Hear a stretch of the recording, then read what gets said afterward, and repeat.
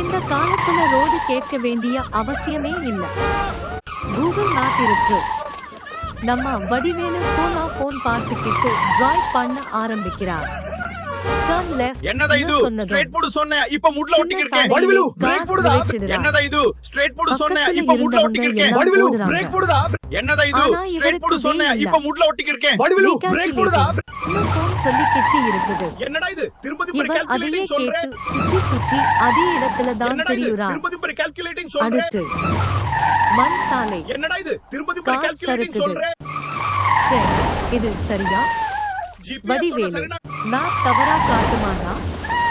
நேரா ஆற்றங்கரைக்கு போய் நிக்குறாங்க. இன்னும் ஐயே நம்புறார். ஜிபிஎஸ் சொன்ன சரினா ஊர்காரன் வந்து வழி காட்டுறான். வடிவேலு எனக்கே தெரியும், டெஸ்ட் பண்ணினேன்.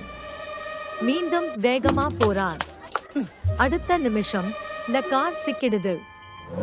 ஏன் நம்புறதுக்கு என்னடா இது முன்னாடி ஜிபிஎஸ் பாத்து கூட மாட்டிட்டு கொஞ்சம் யோசிங்க. என்னடா இது ஜிபிஎஸ் பாத்து கூட மாட்டிட்டு என்னடா இது ஜிபிஎஸ் பாத்து கூட மாட்டிட்டு